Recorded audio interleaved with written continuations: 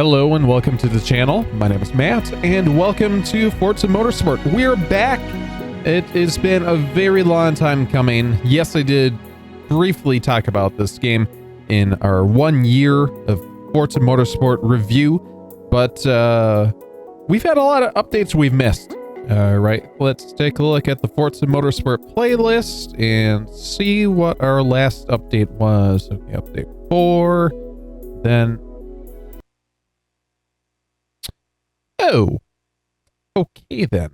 Alright, so I think we missed a few updates here, so let's go through them here. Update 5. Update 5 includes numerous bug fixes to improve game stability, PC optimization, synthesizing, and short replay. Update 6 makes significant changes to car progression, updates the Daytona pit lane exit, and adds lighting options to the livery editor. Update 7 reduces the installation footprint. And here we go. Today we are on Michelin Raceway Road, Atlanta, and with this Forza Motorsport Update 16, there were 2 new cars being added, one being the 2023 number 96 BMW M4 GT3, and then the one that we are currently in is the 2023 number 25 BMW M Hybrid V8. And coming from Gran Turismo, this makes me incredibly excited for a lot of different reasons. First of all, Road Atlanta, yes, this has been in Forza Motorsport for a couple of months now, but it is turning out to be one of my favorite courses. And one of the other exciting things too as well is, in comparison to Gran Turismo, their car models are not recent. So the fact that Turn 10 are doing their due diligence and getting really recent vehicles, getting them scanned in and getting them a part of their game, I really appreciate that, because that's all I've been looking for, is just being able to race these amazing new cars, part of Le Mans and part of IMSA. And there are just certain games that are like, well, our car models are like 10 years old or whatever, it's fine. It's like, no, it's not fine. So again, props to Turn 10, because a lot of these updates have been well needed. Spectate mode has been a big one. Being able to, save replays, I think, is just kind of a really standard thing in, well, racing games as a whole. Being able to see what happened, being able to have that live timing, and being able to see different viewing angles of potentially accidents or things or collisions that happen. Yeah, it's big. But I do want to take a step back and touch on one of the other recent updates, which was the December update. It was the Australian month update. And the big one that was being added to that one was Mount Panorama Bathurst. And my God, that is the other favorite track of mine that I'm really starting to love. So, to be fair, the really fun thing with these games now is we're able to race these cars that were absolutely not meant for Mount Panorama. On Mount Panorama, I mean, it's... maybe in a future update we'll get the Lamborghini SC63. I'm trying to remember what the... oh God. I'm trying to remember what the actual IMSA code name of the car is. But anyway, we can start officially having IMSA and Le Mans races at Mount Panorama, which is just absolutely crazy in my mind. So again, Turn 10 has been doing a really good job of having basically monthly updates ever since release, and they've been well needed to begin with.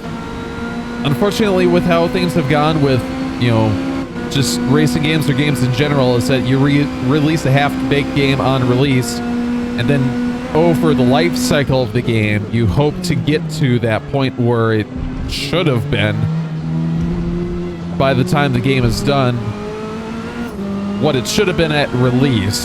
but I digress. But there have been also a lot of other really cool things that have been added to Forza Motorsport in these last couple of months. Like I said, going with Road Atlanta and Mount Panorama, this now makes it, starting from 20 courses, which was a little bit on the low side in my mind, to now 29 courses. That is a much better deal. I mean, yes, it is still not to the level of Gran Turismo or the direct competitors to Forza Motorsport. But with games like Gran Turismo, I think we can safely say that there are no new courses going to be added, or if they are, it's going to be just like completely out there. We're not expecting it type thing. But with Forza Motorsport, it seems like that they're releasing tracks every couple of months, and that is exactly what they need to be doing at this time to really catch up and really say, hey, we're actively working on this game. We're trying our best to get this to the best place that we possibly can get. So, you know, thank you for your patience and dealing with us in the past, but here's a couple more courses for your troubles, and that makes me happy. And one of the other things that I've really enjoyed looking through the release notes of the past couple of updates is that there are challenge series and different types of race events that have been added that have been specific to the cars of said feature update. So for instance, there's a BMW Challenge series, which Forza Motorsport is introducing a new multi-class race for the BMW Challenge series, which is in the featured multiplayer. And update 16 also includes the introduction of the Lexus RCF Spec series.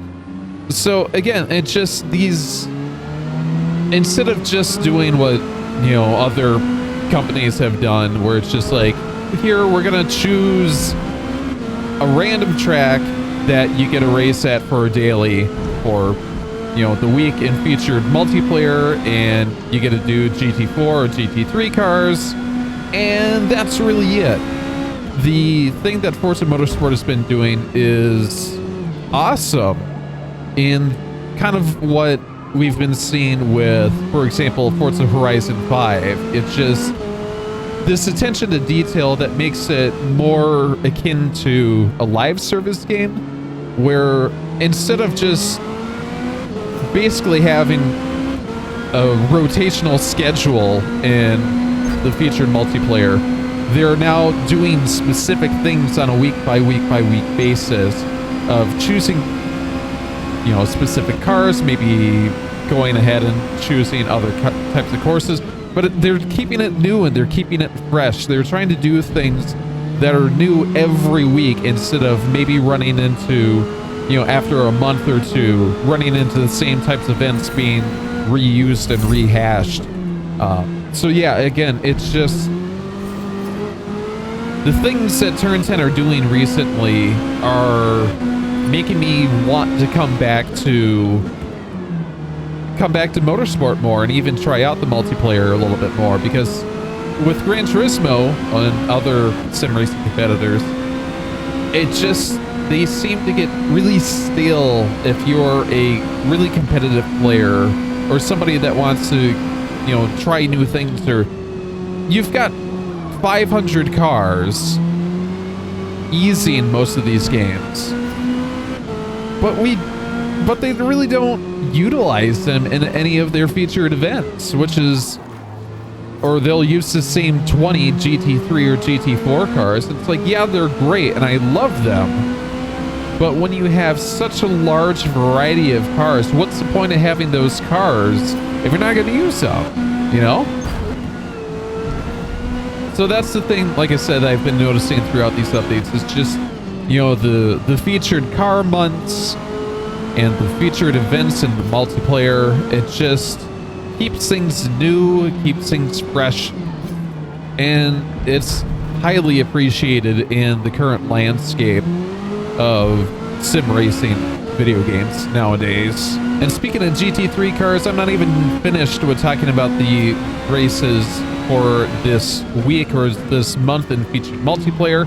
And this next one is based on the 24 Hours in Daytona, where you can race as Forza GT3 or Forza P2 cars with a natural day to night cycle.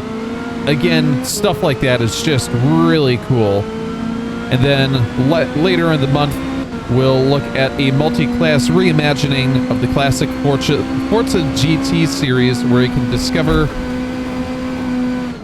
unique strengths of each Forza GT class that brings to the track. Again, other sims are missing out on the multi-class racing, and I really enjoy multi-class racing because you can have some really neat fights within a class, and then all of a sudden you look in your mirror and you've got these hypercars coming out of nowhere that you got to work with. And these games here can have easily like 24 racers on the track, which is awesome. Another strength that Forza Motorsport has over some of its competitors. So yeah, it's just more awesome things to come. This one's also pretty cool too. There is in order to unlock the M Hybrid V8, you can do 15 laps of Daytona, and that will be able to unlock the car here. But Forza Motorsport has also got a sweepstakes going on where you can register for a chance to win a trip to Le Mans, a two-person trip, all accommodations paid for by BMW's M Sport. Again, where you hear that from other sim racing companies, you don't. I mean, things like that you just never hear from other sim racing companies. Those types of sweepstakes are incredibly rare. They used to be happening all the time in like 2000 whatever, for like you open a cereal box and you can enter for a trip to, I don't know, a cruise or whatever. But this kind of stuff, this is how you keep your audience interested. Hey, you want to go to Le Mans? We'll pay for it. It's just like, okay, yeah, sweet. And this is something else I really enjoy too, is that for a BMW month, there are some updates where there are some BMW focuses in the Challenge Hub, which that little stuff as well, I've never even thought of, where it's just like, hey, you know, complete this car on this track, or like do a drift for this lawn in this kind of car, or try to hit this kind of time. It's just these like little trophy challenges. Again, normally you have like those kind of challenges for like getting platinums or whatever at Gran Turismo, but it's just to have like a rotational challenge set, again, is reminding me very much so of Forza Horizon 5, which again is not a bad thing. You got to keep your audience engaged, and if you have some really hardcore players, they're going to want some new things every month. Otherwise, they're going to go to other sims, and with 2025, there are a lot of really good sim racing games coming out that really should put those that have already been released kind of on edge, where it's like, you know, how do you keep your audience engaged? And I think Turn 10 has done a really good job of that as of recent, and I don't think they've gotten enough credit for it. So again, I want to send my kudos to Turn 10. You guys are doing a great job recently, and next month they release an update. I want to focus on that as well, because again, the more exposure that they get, the more positive reviews that they're going to get, and maybe we can hopefully get over that initial release issue that they had. So again, thank you so much for watching. If you enjoyed this content, make sure to like, comment, and subscribe. Let me know down in the comments what your guys' favorite aspects of these monthly updates have been, whether it have been the challenge hubs or the not rotational, but the new types of multiplayer events that in featured multiplayer, where you can again do these multi-class races, or you can do some of these specific challenges with these BMWs. Let me know. I'm just scrolling through these little community notes, a breakdown of what they've all added in this update, and it's just absolute. I can't take the time to go through each and every word. There's just so much there. So again, thank you to Turn 10 for doing this. This is just great. Again, thank you so much for watching. If you enjoy this content, make sure to like, comment, and subscribe. Let me know your opinions down in the comment section down below. Again, thanks so much for watching. Hope you guys have a great day today. Take care. Bye.